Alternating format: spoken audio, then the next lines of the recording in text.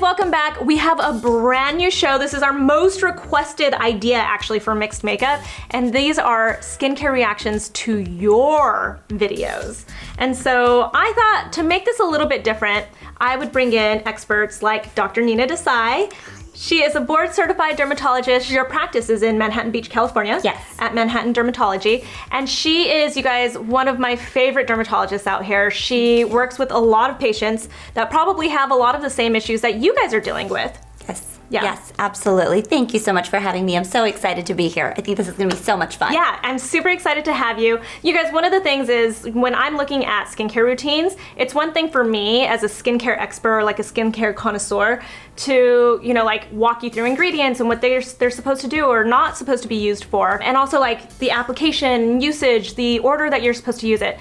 But when you actually have skin issues, it's always best to see an expert, and that's when it, you know, is like way beyond me. So I think this series is going to be really fun because you're going to have the experts like Dr. Desai, and you're going to have me filling in a little bit too and critiquing as well. So it's going to be a really fun series. Yes, I think it's going to be wonderful. You know, it's important that your skincare issues get managed so that you're using the right skincare products. That's super important, and I love to do that for all of my patients.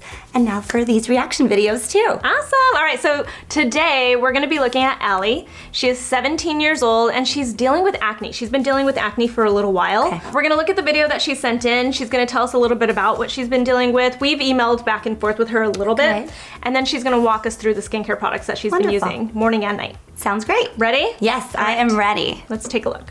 Hi, I'm Allie, and I'm 17 years old. My main skin concern is my acne. I've been struggling with acne since the 5th grade, and I've tried lots of products over the years, and they haven't worked. The skincare routine I have right now is working, but not the results I want. This is my skin.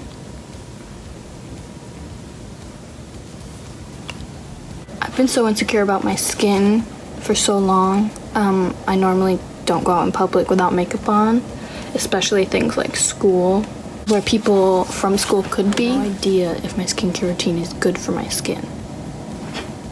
PSA. I have never seen a dermatologist in my life, but here's my skin routine. All right. So before we even get into her skincare routine, let's hear it. So this is one of my favorite types of patients to see. Okay. She will do so well on the right products. So acne is one of those issues that really does affect men and women, and it, you know, changes the way we feel about ourselves. It changes how comfortable we are when we go out in public, and it's really dependent on what, you know, we use on our skin, but also what's going on internally. She mentioned that she's been dealing with this since she was in 5th grade. 5th grade, that's a long time. Quite a long time. I would bet that there is some internal component to her acne as well. So in my office, I would definitely talk to her about, you know, hormonal components, you know, talk to her about her menstrual cycle, kind of see what her acne does in response to that. When you say hormonal cycle, so like I remember when I was in high school, a lot of the girls would be like, I'm on birth control because my doctor put me on birth control because of my hormones, and I'd always be like, you're just having sex.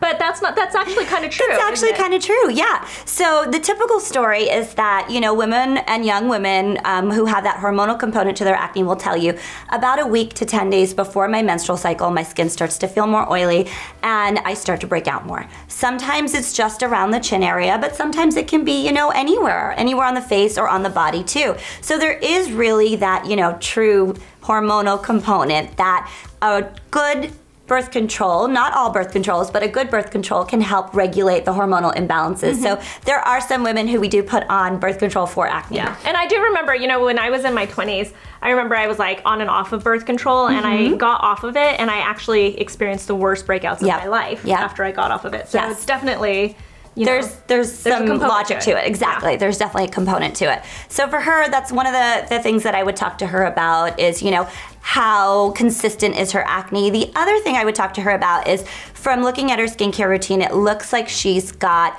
2 different types of acne. She's got the inflammatory type of acne, which is red, inflamed, like almost the cystic type of acne. And then she's got the non-inflammatory acne, which are those pesky bumps that feel like they're stuck under the skin.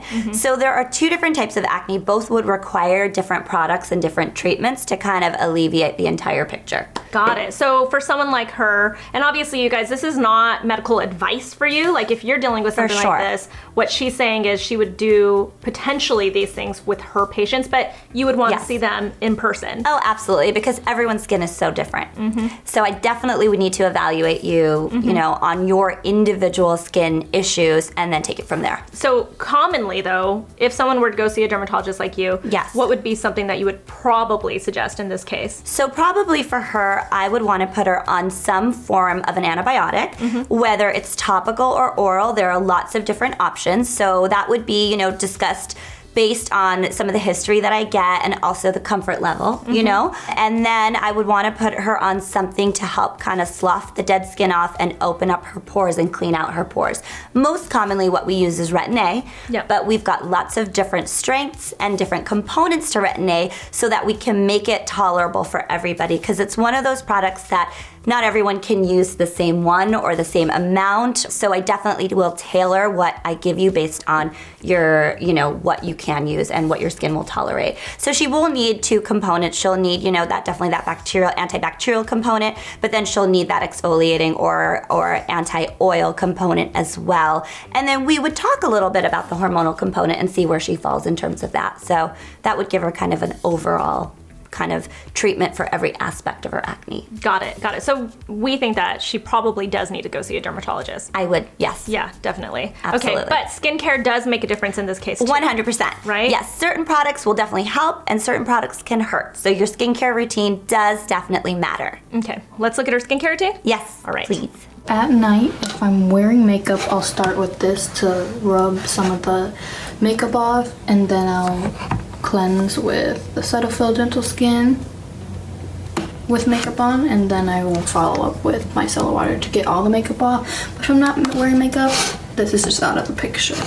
All right, let's stop there. Okay. So that's a lot right there, just in her cleansing. So, Yes. so it looks like she's starting with nighttime. So at night, if she's wearing makeup, she starts with Stridex, which is a really strong product, right? Yes, so the Stridex is actually a salicylic acid based product. So it's a leave-on product that you're using to kind of dry out the acne. The salicylic acid is a beta hydroxy acid for treatment of acne, so it should not be used as a makeup remover. So that's definitely not where I want her first step to be at the cleansing stage of the night, for sure. I will say, I don't fault you, Allie, for using that.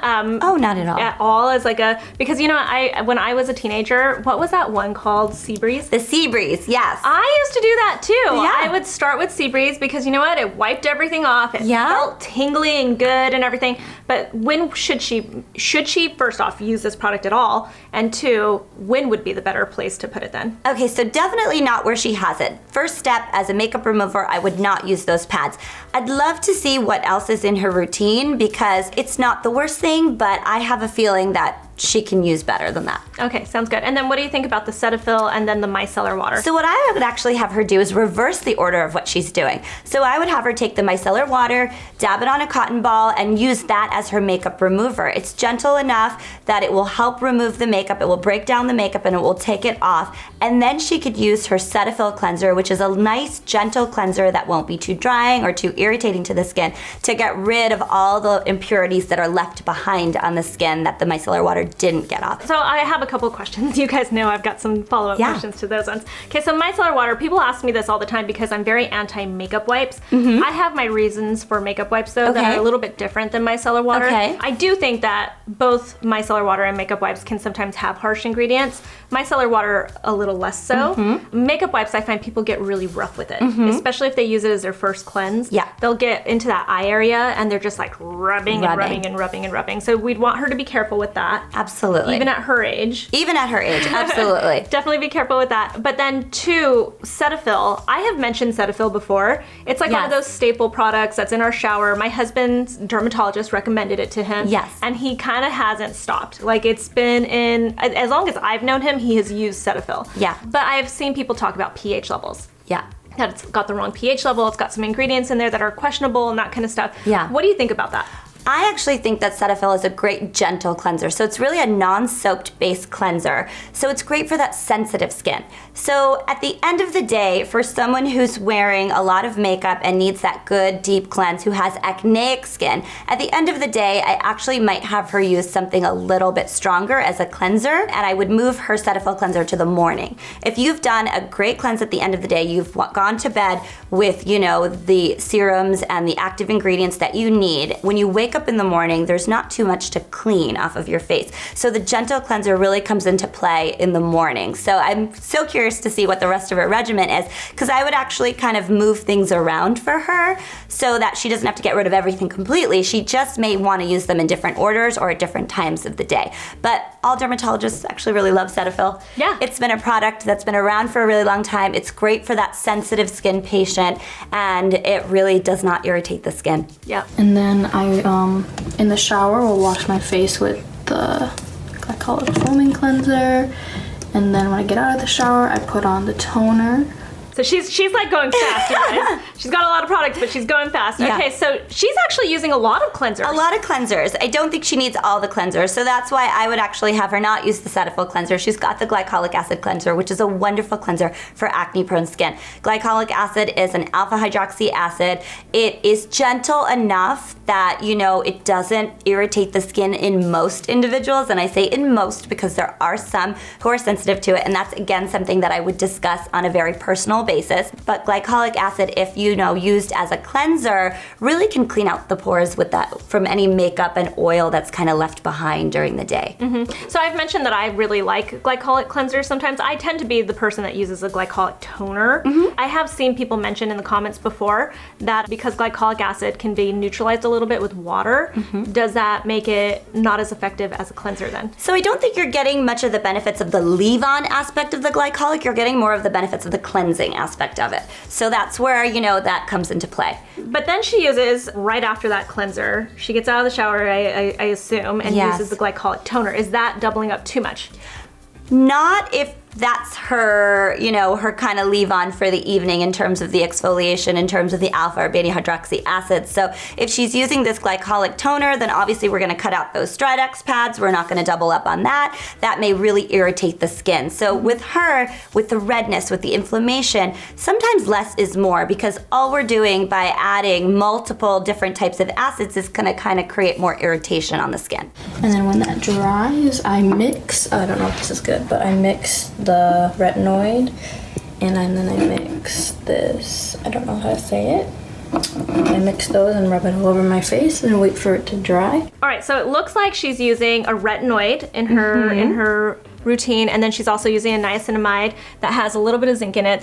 They're both by The Ordinary. I've actually used the niacinamide. I really like the niacinamide. I actually personally think a lot of people can benefit from niacinamide. Oh, absolutely. Niacinamide is one of those vitamins that I always recommend that individuals either take orally or use topically. Some simple products like a CeraVe PM cream has niacinamide in it. One of my favorite sunscreens in the morning, Elta MD, has niacinamide in it. So niacinamide is great to use for any inflammation, any redness on the skin. So I have no problem with her using the niacinamide. My issue with the retinoid is not that it's a bad product. I don't think it's a bad product at all. I think some people would benefit greatly from this retinoid, but with her type of acne, I think it's just not giving her any of the strength that she would need to actually treat the acne. Right, that makes sense. And you're almost probably going to say like prescription. I would, yeah. Let's just say though, she doesn't get a chance to go see a dermatologist. Are there any options for something that's over the counter that she can go get in the meantime until she sees a dermatologist? Yes, absolutely. So if she wanted to pick something in that more, acne treatment category, I would kind of urge her to go and buy over the counter Adapalene or Differin, which used to be prescription strength, and now it's one of the first acne prescription strength medications to go over the counter. And it's still a really great medication. And it's all about using the right amount for yourself. So with any new product, you just don't want to overdo it. So a very small amount she could use on her face every night before she goes to bed. Like putting it all like a serum. Yeah, so I'll usually have people take like a tiny little pea size, dot, and then rub it in. Okay. And that's all you really want to use when you're starting your more strong acne medicines, particularly, it's not truly a Retin-A, it's in a different category, but in that adapalene category. Yeah, less that makes is sense. more. Yeah, I think it's one of the best products out there. It's a great one. Yeah, it really is, especially for something affordable and over the counter that you can get at a drugstore. Yes. It's pretty amazing. Yes. Would you say that she should start with like once a week, twice a week? I would have her start 2 times a week. Okay. So you want to start, like, I usually have my patients start like Mondays and Thursdays. So pick 2 days out of the week that are not right on top of each other, and then do that for a couple weeks, and then increase to every other night. And then eventually your skin may build this tolerance where you're not getting like a little peely or a little dry at all. And then you could use it every night. Some people will get there very quickly. Some people may not get there. It's all based on tolerance. There are other ways to make those products more tolerable as well. I'll have patients use a nice moisturizer afterwards if they need to. If you're really sensitive, I'll have you use a moisturizer first and then those products afterwards. So there's a lot of ways to work around the sensitivities that you can have to those more drying acne products. Got it. All right, let's continue. And then I mix this vitamin C serum and this rose and collagen serum. All right. Okay. So she's mixing a vitamin C serum and then a rose collagen face serum next. Okay, so the vitamin C serum first, there's 2 schools of thought on vitamin C in terms of when to use them. In the evening, when your face is clean, when you're repairing overnight, you get that antioxidant benefit. But also in the morning when you're out in the sun and you want to have that protection from the free radicals that the sun are producing. So I kind of look at my individual patient's skincare routine and see where I think it would fit best. And with her, since she's using a glycolic acid, she's using a retinol, she's using, hopefully a moisturizer after that, which we'll get to, I would actually have her not use her vitamin C at night, and I would have her use that for the morning. Yes. And I would have her not use the rose and collagen face serum. The rose and collagen face serum does have some coconut oil in it, where for some may work, but looking at her skin, knowing that she's very acne prone, knowing that she's very inflamed, I would have her actually stop using that. Yeah, this is making me so happy sitting here with you because first off, I use my vitamin C's in the morning. Yeah. I use them at night sometimes because I'm pregnant. Yeah. It's one of those things where it's like Your I'm not skincare using routine is much simpler now. My skincare routine is simpler. But when I'm using a retinol at night, I definitely move my vitamin C's to the morning. Perfect. And a lot of people argue like you can't use your vitamin C in the morning. You can't use AHAs in the morning, and it's because they're saying that you're too sensitive to the sun. But that's not true. That's right? not true with vitamin C. That is not true with vitamin C. So with your retinoids, yes, 100%. We never have you use a retinoid in the morning. You will always, use your retinoid at the end of the day because it does make you more photosensitive. But vitamin C's don't. Vitamin C's actually protect against that free radical damage that's being created by the sun. So I actually highly recommend using a vitamin C in the morning. Okay, and then the coconut oil thing, I mean, you guys know, that just made me so happy. There are people that can use it, right? Like we see those people, they have amazing skin. Yes, there are individuals, there are the individuals that can rub Vaseline all over their face and be okay. But coconut oil is one of those things that is not for everyone. And with this particular patient, with her acneic skin, I would never have her use a product with coconut oil.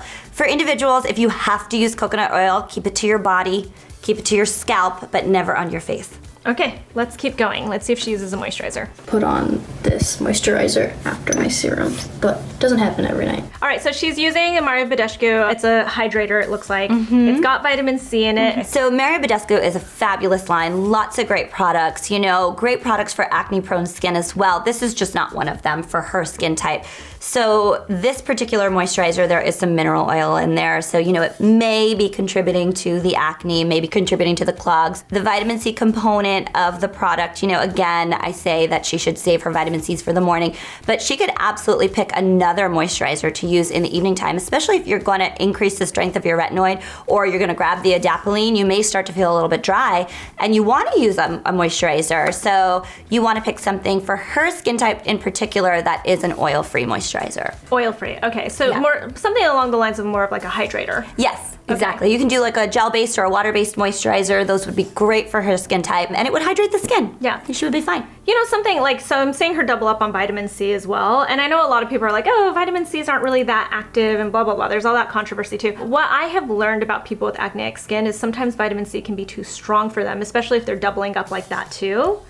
Have you ever heard of this? It really depends what the concentration is and what the vehicle is. So, and how often you're using it. So she's probably not getting too much of the benefit of her vitamin C in that moisturizer as the last step of her entire skincare routine. Because whenever you do your skincare routine, you've got to know that anything you put on after another product, some of the absorption is blocked by what you put on first. So that's why rule of thumb is always make sure those thinner products and serums go on first, followed by your thicker products. So you're getting the maximum benefit from everything you're putting on. Yep. So I think she's actually not getting too much benefit there. Got it. Okay, so she's gonna go into her morning routine. Okay. So I'm curious to see, because this could change a lot of what the opinion is, right? Yeah. Okay, let's take a look. And now for the morning, I start out with Cetaphil. I probably wash 2 times with this, and then I'll do my micellar water. Okay, so the thing with Allie is, would you say that she's maybe over cleansing her skin? Yeah, I think she's trying obviously to find the solution. She's trying obviously to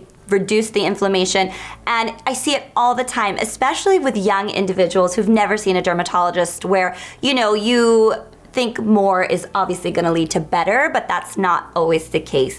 I love the Cetaphil Cleanser for the morning. I think she should absolutely use it. Does she need to use it twice? She doesn't need to use it twice, and I don't think she needs to use that micellar water again in the morning if she's done a proper cleanse at night. It depends though. If she tells me I wake up in the morning and I'm really oily, then she may want to. Again, that's one of those things where it's gonna, come with that conversation that we have. Got it. And then I have, this is the lotion I put on, the moisturizer I put on in the morning. And then I will put on this SPF. Okay, all right, so let's talk about first her moisturizer. She's using the Active Moist by Dermatologist, which I actually tend to like. I like it as well. I think that's a great moisturizer. The question is she dry in the morning? Does she need that moisturizer? She is totally able to use it if she does feel dry in the morning. She may feel dry given, the cleansing. Yeah, so the Active Moist is a fabulous moisturizer. It's oil-free. It's not gonna contribute to any of her problems. And should maybe be the one that she uses at night? Yes, she could actually use that at night. All right. Yeah. Then she moves into the La Roche-Posay sunscreen, dry touch sunscreen. Mm-hmm. What do you think about that? I love La Roche-Posay. La Roche-Posay is a great sunscreen line. The product she's picked is appropriate for her skin type. It's an oil-free line. It's an SPF 60. So the issue with people who have acneic skin and redness on their skin is they're so much more prone to that hyperpigmentation, and the sun can actually make that hyperpigmentation worse. So I really love for my acne patients to make sure that they're wearing a good sunscreen every day. I love this one for acneic skin. One of my other favorites, and I mentioned it briefly before, is the Elta MD Clear, which has the niacinamide in it, so you get that benefit of the anti-redness as well, but this is a great sunscreen for her. If I'm not lazy, or I'll spray this Kula one on before I go out. Okay, so then she's saying when she's not being lazy, which we understand, we can all be there sometimes. Yeah. She sprays the Kula one on her skin. What do you think about that? So I'm a big fan of those makeup setting sprays with a little sunscreen, the little powders with sunscreens, but as reapplication. So if you had to not be lazy about one thing in the morning, I urge you not to be lazy about applying your sunscreen because it has so many anti-aging benefits and anti-skin cancer benefits and a lot of good things. But the spray, take it with you, reapply it throughout the day, but use your first sunscreen as your base. Yeah. Okay, I think she's got a question. Should I be using a glycolic with a retinoid? That is my skincare routine. Please, please, please help me out. Please. Bye. Bye. Bye. Oh, she is so sweet. So sweet, and I would love to help you out. Yeah, definitely. So she had a question at the very end there, and it's actually a common question we get. Yeah. If she's using a retinoid and she's using a glycolic, is it too much? So typically I won't have you use two of the leave-ons together because that can be drying to the skin. It can be irritating to the skin, again, depending on what strength and what percentages of everything you're using. But I love that she's using that glycolic cleanser because that really will help, clean deep into her pores, take out any of that extra oil, dirt, makeup, so that she can go to bed with a clean palette. So, it really depends what you're using. Got it. So you say the cleanser is fine, maybe skip that glycolic toner if she's gonna use maybe the different. Yes, exactly. If she's gonna increase the strength of her nighttime retinoid type cream, because adapalene, again, not technically a retinoid. Right. Let's put together her skincare routine, okay? What would be her morning routine then? So the morning routine, what I'd have her do is I would have her wash her face. She could use her Stridex pad, which has the 2% salicylic acid. she could get a vitamin C serum. And for her, she would want to do a vitamin C serum that, does not have any thick oils or moisturizers in it. A light vitamin C serum, and she could apply that to her face in the morning. Morning routine is gonna go Cetaphil, Stridex, vitamin C, Active Moist. Yes. And then SPF. Yes. All right, I like that. And then if she wants to use the Coola, carry it with her. Carry it with her. As a reapplication. Yes, exactly. Okay. Just a note about the Stridex though, if she is feeling like it's drying out her skin, then I would have her toss that too. Okay, sounds good. I sense a little hesitation with the Stridex. You don't love it. I don't love it, if she already has it, it's better than her not using anything to kind of help treat that acne in the morning. So I would have her, urge her to see a dermatologist so she gets on something that may be a little bit stronger but less irritating to the skin. But if she has it and it's gonna be a little while before she goes to the dermatologist, she can at least get some benefit from using it by using it in the morning. Got it, that makes sense. All right, let's move to her nighttime routine. So for her nighttime routine, I would have her use the micellar water as a makeup remover, get all her makeup off, use the Glycolic Cleanser as her second step of the cleanse to, again, just continue to get all the rest of the impurities off. She can use the retinoid serum with the niacinamide, but if she would like to get something a little bit stronger, either see your dermatologist because there are a lot of good options for you, or B, you could go to the drugstore and you could start with the over-the-counter Differin or Adapalene, which is not a true retinoid, but in the family of the products that are going to help with your acne. So let's say that she gets rid of the ordinary retinoid. Should she still stick with the niacinamide? She can. She can definitely stick with the niacinamide. Niacinamide is a great vitamin. It helps to calm down redness, helps to calm down inflammation. Niacinamide is found in some great products. One of my favorite nighttime moisturizers is actually the CeraVe PM moisturizer because it has a little bit of niacinamide in it. So it's great for the acne-prone skin to help calm down any redness. So then it would go Differin, then niacinamide? Yes, she could do that. And last, she would want to use a moisturizer. So again, she wants to pick a moisturizer that's not going to clog her pores, that's not going to make her oily or dry. She would pick something like that Dermalogica Active Moist that she already has. And then that way she knows she's going to bed with a very clean face, with her active ingredients on first, with a moisturizer that's going to kind of moisturize her skin without clogging her pores. Perfect. Sounds good. So it sounds like she's got something to work with the products that she's got.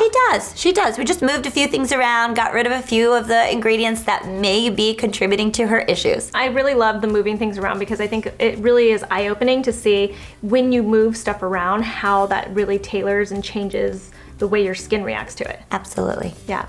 All right, so that was Allie, you guys. I hope, Allie, this was very, very helpful for you. Thank you, Dr. Desai. Oh, this was awesome, right? Did you guys love this as much as I love this? I just love hearing an expert tell us everything about someone's skin and the products they're using. Thank you. Awesome. It was great to be here. We will leave below instructions if you want to submit your own skincare routine and tell us about your skin issues. We'll have all the instructions in the description box. You can submit. We'll have Dr. Desai back. We'll have some of our other doctors on the show too. And we'll continue with dermatologist reactions. Great. Thank you for having me. Thanks for watching, guys.